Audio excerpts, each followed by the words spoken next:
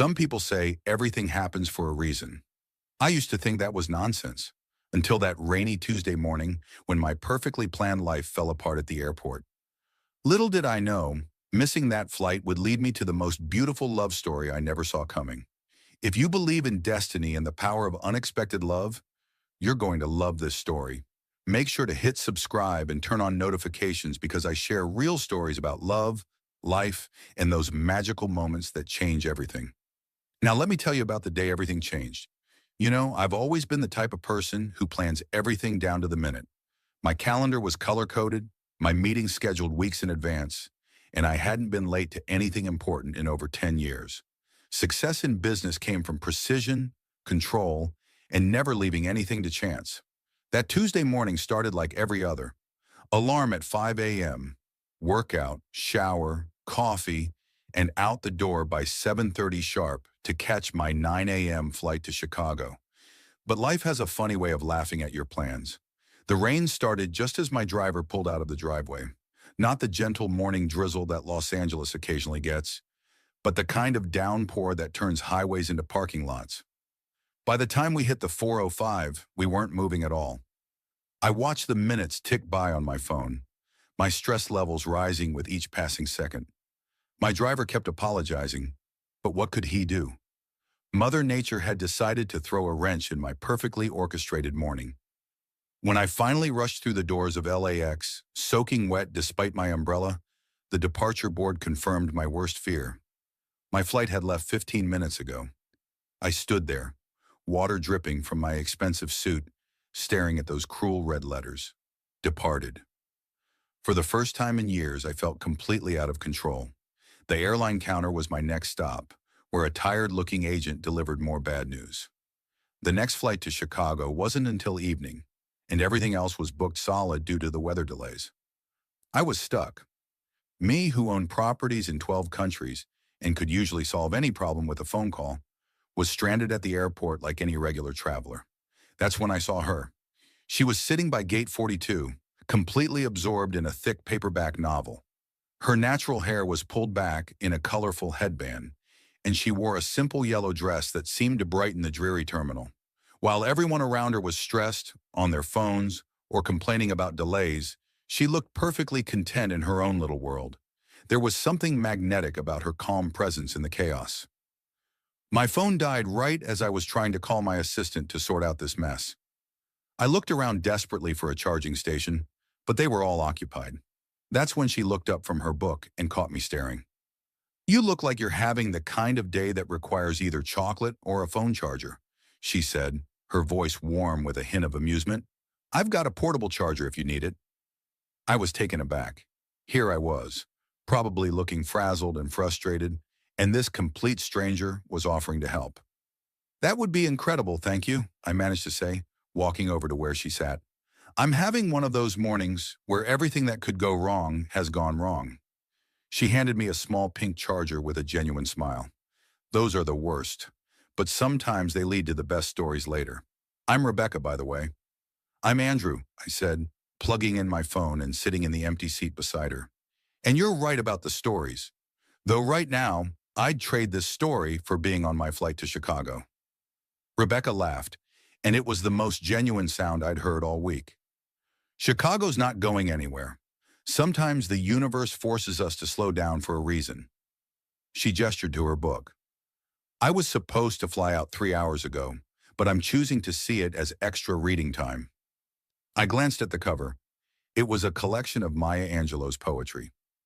"Good choice," I said, though I have to admit, I haven't read much poetry since college. "That's a shame," she said, her eyes lighting up. "Poetry is like music for your soul. Maya Angelou especially. She has this way of making you feel less alone in the world." She paused, studying my face. "What do you do when you're not missing flights to Chicago?" I hesitated for a moment. Usually when I told people about my business, the conversation shifted. They either became overly impressed or started asking for favors. But something about Rebecca made me want to be just normal. "I run a tech company. We develop software for businesses. Nothing too exciting, really. What about you?" "I'm a teacher," she said proudly. "4th grade. I was actually here for an education conference, learning about new ways to help kids fall in love with reading. Her passion was evident in every word. There's nothing quite like that moment when a struggling reader suddenly gets it, you know? When their whole face lights up because they've discovered they can lose themselves in a story. As we talked, I found myself forgetting about my missed meeting, my disrupted schedule, even my phone calls that needed returning. Rebecca had this incredible gift for making you feel like you were the only person in the room. She told me about her students, about the little girl who finally learned to read chapter books, about the boy who wrote his first poem about his grandmother. Her world was so different from mine, full of small victories that somehow seemed more meaningful than any business deal I'd ever closed. The hours passed without either of us noticing. We talked about books, travel dreams, our families, our fears. She told me about growing up with her grandmother who taught her that kindness was the most important currency in the world. I found myself sharing stories I'd never told anyone, about feeling lonely despite being surrounded by people, about wondering sometimes if all my success was worth the isolation it brought. When they finally announced that the weather had cleared and flights were resuming, I felt something I'd never experienced before, disappointment that my day was getting back on track. Well, Rebecca said, gathering her things, this was the nicest flight delay I've ever had. I knew I had to ask, even though my heart was pounding like I was 16 again. Rebecca, I know this might sound crazy, but would you like to have dinner sometime? When we're both back in LA? She smiled, that same warm smile that had drawn me in hours earlier. I'd like that very much, Andrew. We exchanged numbers just as they called my boarding group. As I walked toward the gate, I turned back to wave goodbye, and she was still smiling. For the first time in my adult life, I was excited about something that wasn't on my calendar. That dinner happened 3 days later. I picked her up at her apartment, a cozy place filled with books, plants, and student artwork covering her refrigerator. I had made reservations at the city's most exclusive restaurant, but when I saw how comfortable she looked in her simple sundress, I suggested we go somewhere more relaxed instead. We ended up at a little cafe in her neighborhood that served the best pasta I'd ever tasted. Rebecca knew the owner, who came over to chat and insisted on bringing us extra bread.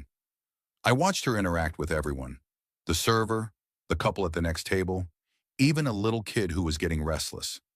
And I realized I was seeing someone who moved through the world, spreading joy wherever she went. So, she said over dessert, tell me something real about yourself, something that's not in your professional bio. I thought for a moment. I'm terrified of butterflies, I admitted, and she burst into laughter. Butterflies, really? When I was 7, I got trapped in a butterfly conservatory during a school trip. Hundreds of them landing on me, their wings in my face. I know it's ridiculous, but I still get nervous around them. She reached across the table and squeezed my hand. That's not ridiculous at all. We all have our things. I'm afraid of elevators. I take the stairs everywhere, even up to the 20th floor. It was such a small moment, her hand in mine across that little cafe table, but I felt something shift inside me. This wasn't just attraction or infatuation. This was something deeper, something real. Our second date was a week later. I remembered her mentioning that sunflowers were her favorite flowers because they always face the light. So I showed up at her door with a bouquet of the biggest, brightest sunflowers I could find.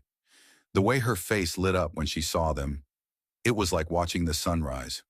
You remembered, she said softly, burying her face in the blooms. I remember everything you tell me, I said, and I meant it. Every word she spoke felt important, worth treasuring. We went to the farmer's market that morning, wandering between stalls of fresh produce and homemade crafts.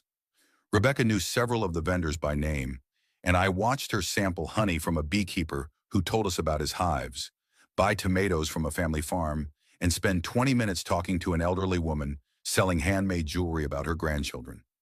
You make friends everywhere you go, I observed as we walked away with arms full of fresh vegetables and flowers. People are stories waiting to be heard, she said simply. Everyone has something beautiful inside them if you take the time to look. That afternoon, we went back to her apartment, where she taught me to make her grandmother's famous mac and cheese, a recipe that had been passed down for 3 generations. I was terrible at it, burning the flour for the cheese sauce and adding too much pepper, But Rebecca just laughed and guided my hands as we started over. Cooking is about love, not perfection, she said, standing behind me as I stirred the pot. My grandmother always said you can taste it when someone cooks with their heart. As the weeks turned into months, I found myself falling in love not just with Rebecca, but with the world she showed me. She took me to jazz nights in tiny venues where musicians played like their lives depended on it. We spent Saturday mornings volunteering at the community center where she taught literacy classes to adults. She introduced me to hole-in-the-wall restaurants that served incredible food, to bookstores where we could browse for hours, to parks I'd driven past 1,000 times but never really seen. One evening in October, we were walking through Griffith Park after a picnic when she stopped suddenly and pointed up at the sky. Look, she whispered. I followed her gaze and saw the first stars appearing in the twilight sky. The city lights usually made it hard to see them, but that night they seemed especially bright. Make a wish, she said, taking my hand. I closed my eyes and wished for this. For her, for us, for the way she made me feel like I was living for the first time instead of just existing. When I opened them, she was looking at me with such tenderness that I felt my breath catch. What did you wish for? She asked softly. Instead of answering, I cupped her face in my hands and kissed her. It was our first real kiss, soft and sweet under the emerging stars. And I felt like every missed flight, every traffic jam, every small disaster that had ever frustrated me had been leading to this exact moment. By Christmas, I was completely, irrevocably in love. Rebecca had started keeping a toothbrush at my place, and I had a key to her apartment. We'd fallen into the most beautiful routine, morning coffee together when our schedules allowed, long phone calls when they didn't, weekends exploring the city or staying in to cook and read books aloud to each other.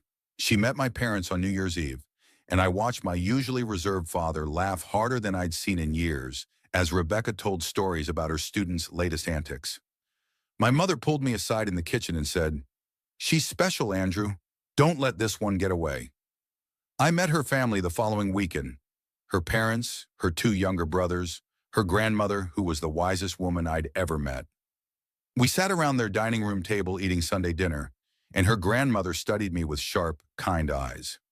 "You make my baby girl happy," she said finally. "I can see it in how she lights up when she talks about you." "She makes me happy too," I said honestly, happier than I ever thought possible. That spring, I surprised Rebecca with a long weekend trip to a cabin in Big Sur. It was nothing fancy, just a small wooden house surrounded by redwoods, with a fire pit outside and a kitchen stocked with all the ingredients for her favorite meals. But when she saw the hot tub on the deck overlooking the forest, she squealed like a little girl and threw her arms around my neck.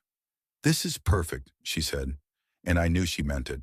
Rebecca wasn't impressed by expensive things. She was touched by thoughtful ones. We spent 3 days hiking through the forest, cooking together, reading by the fire, and talking about everything and nothing. On our last morning, I woke up early to make her coffee and found her sitting on the deck in her pajamas, watching the sunrise through the trees. "I could stay here forever," she said as I handed her the mug and sat beside her. "We could," I said. "I'd give up everything to build a life like this with you." She looked at me with surprise. "You'd really do that? Leave your company, your life in LA?" "Rebecca," I said, taking her hands in mine, "my life is wherever you are. Everything else is just details." She cried then, happy tears that she wiped away quickly. "I love you so much it scares me sometimes," she whispered. "Me too," I said, pulling her close. "But it's the good kind of scared, isn't it? The kind that means something really matters." That summer, Rebecca started bringing me to school events. I helped judge the 4th grade science fair, where I learned about volcanoes and solar systems from 9-year-olds who explained complex concepts with infectious enthusiasm. I donated books to the classroom library and watched Rebecca's face glow with pride as her students discovered new stories. One afternoon, a little boy named Kevin came up to me after I'd read to the class. "Miss Rebecca says you're her boyfriend," he said with the direct honesty that only kids possess. "That's right," I said. "Are you going to marry her? Because she's the best teacher ever and she deserves someone really nice." I looked over at Rebecca, who was helping another student with a math problem, her patience endless even at the end of a long day. I think you're absolutely right, Kevin, I said. That night, I started planning. It took me 2 months to get everything perfect. I had to coordinate with the airline, the airport, even the bookstore where Rebecca had bought that poetry collection she'd been reading the day we met. I bought a ring, not the biggest diamond I could afford, but a vintage piece with a stone the color of sunflowers that I knew would make her smile. On a Tuesday morning in October, exactly 1 year after our first kiss, I told Rebecca I had to fly to Chicago for business and asked if she wanted to come along for the weekend. "I've never been to Chicago," she said excitedly. "Could we visit the Art Institute?" "We can do whatever you want," I promised, my heart already racing with anticipation. At the airport, I led her to Gate 42, the same gate where we'd spent that rainy morning falling in love. I'd arranged for the gate area to be decorated with sunflowers, and I'd convinced the bookstore to set up a small display of poetry books nearby. "Andrew," Rebecca said slowly, looking around with growing understanding, "what's all this?" I got down on one knee right there in the middle of the busy terminal, pulling out the ring and the worn copy of Maya Angelou's poetry that I'd had specially bound. "Rebecca," I said, my voice shaking slightly, "a year ago, I missed the most important flight of my life, but what I found instead was infinitely more valuable. I found my home, my heart, my future. I found you." Her hands flew to her mouth, tears already streaming down her cheeks. "You taught me that love isn't something you schedule or plan. It's something you choose every day.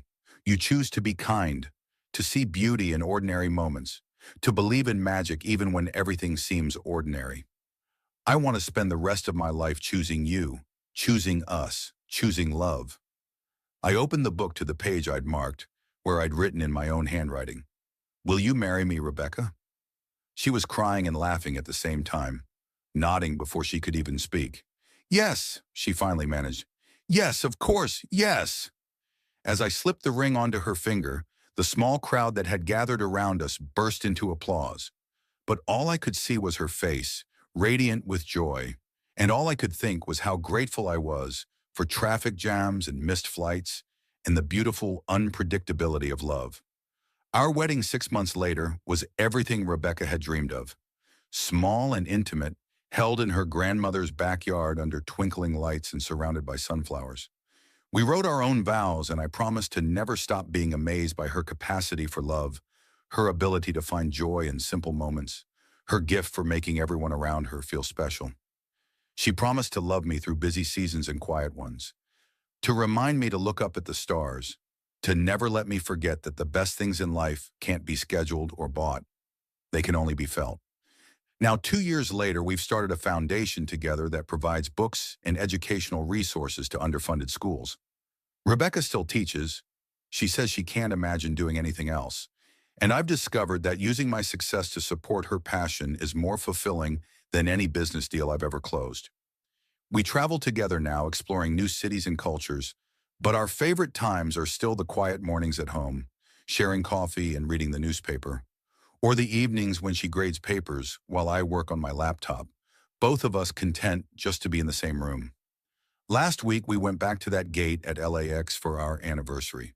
We sat in the same seats where we'd first talked, sharing stories and watching travelers hurry past with their perfectly planned itineraries. "Do you ever wonder what would have happened if you hadn't missed that flight?" Rebecca asked, leaning against my shoulder. I thought about it for a moment, then shook my head. "No," I said honestly, "because I believe we would have found each other somehow. Maybe it would have been at a bookstore, or a coffee shop, or standing in line at the grocery store. Love like ours doesn't happen by accident. It happens because two people are ready to recognize something beautiful when they see it."